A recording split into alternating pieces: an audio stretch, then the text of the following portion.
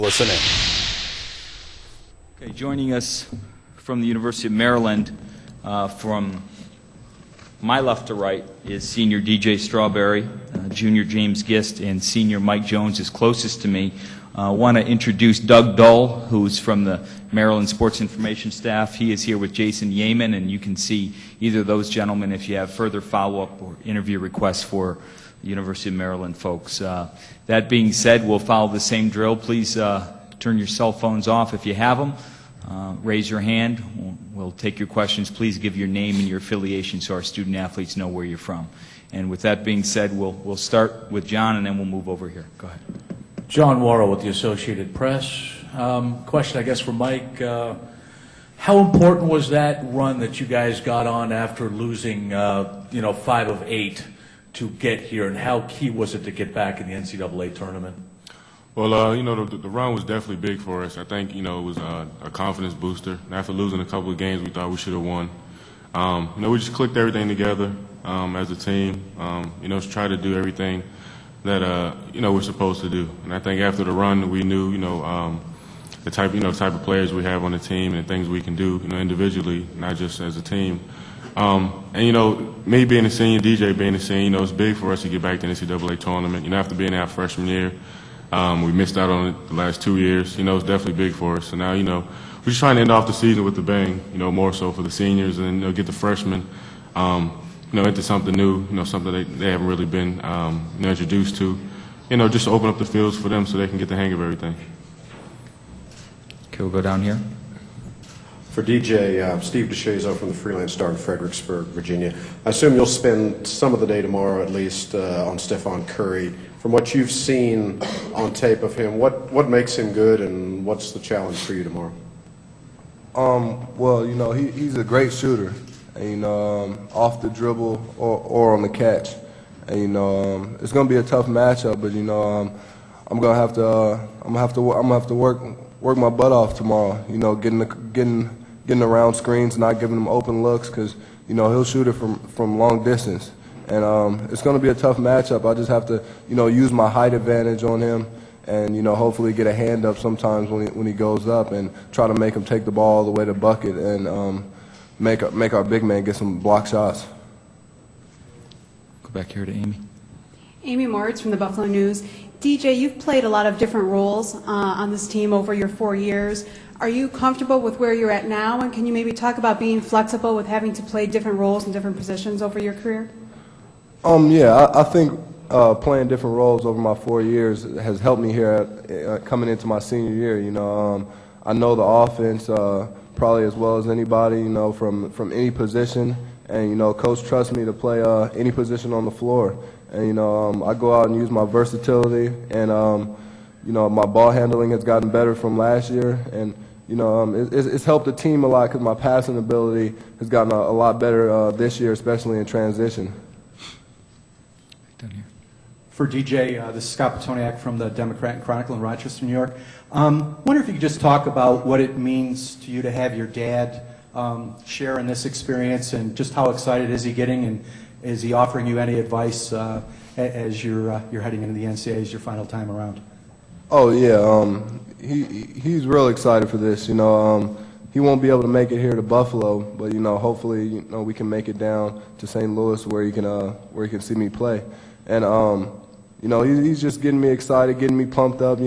Trying to get me ready to win these games here in Buffalo so he can come see me in St. Louis. And he's just as ready as I am and as his team is.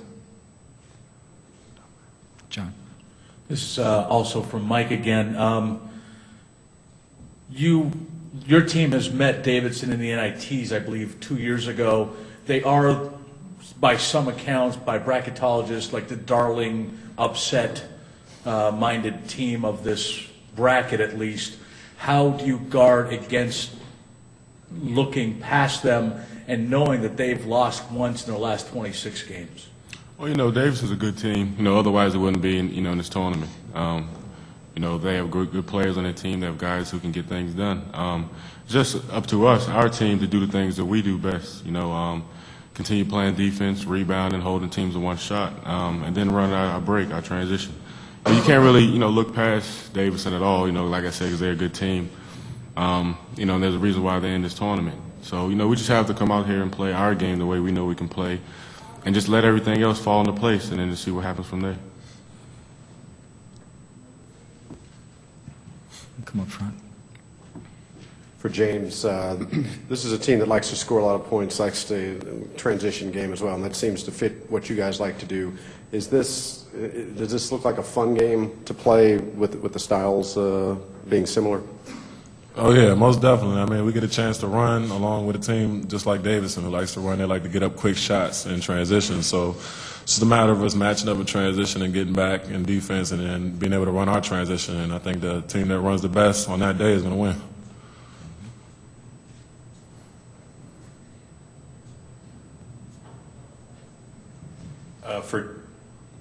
I'm sorry. Oh, go ahead. David Scott from CSTV.com. DJ, there's a few players at this site who have fathers who are professional athletes. Why do you guys have an advantage when you're coming up to get to this level of competition, do you think?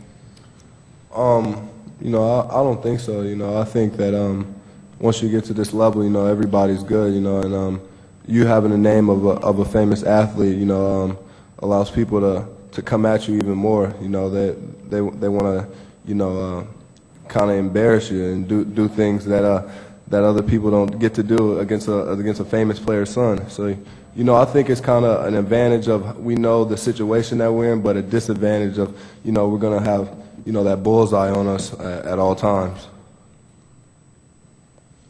John. DJ, going back to your conference tournament, the loss to Miami, how disappointing was that? Was it a stumble? Do you worry that it may affect this team's confidence, or how do you take that loss coming into this tournament? That loss, it was pretty hard for us to take that loss. We didn't play well in the first half at all, and it just gave us a chance to refocus and get back on the practice floor and do the things that we are able to do to win those 7 games coming down the stretch.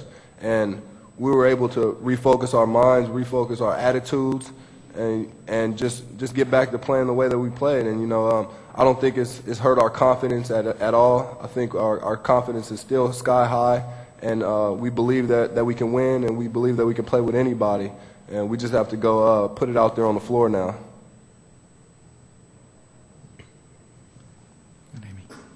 Amy Morris, Buffalo News. DJ, just to follow up on a point you made that a lot of times you have a bullseye on your back. What are some of the things that you've done to maybe have to deal with the fact that you do get so much attention because of your father? Are you talking about like on the court or? Yeah, on the court. Oh, well, you just can't back down from any challenge. Everybody's going to be coming at you, but I'm going to go at everybody too. So it's just a war out there on the floor. You have to want to win, and you have to want the challenge. And I'm up for any challenge. Anybody that's going to come at me, I'm going to go right back at them. So it's tough, but you have to have a tough mindset, and you have to be ready for anything.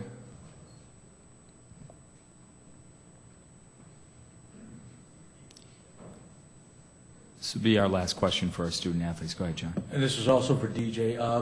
How important was it for Maryland to get back in this tournament? It's almost unheard of to go 2 seasons without being here. How important was that, and also to beat Duke and to sweep those 2 teams, but to get the Maryland name back in national prominence? It was very important. Coming into the season for everybody, not just the seniors, for everybody, we wanted to put Maryland back up to the national stage and be back in the NCAA tournament. And a high seed where we're able to do some things in the tournament. And we had our low point during the season. Everybody just wanted to turn it around.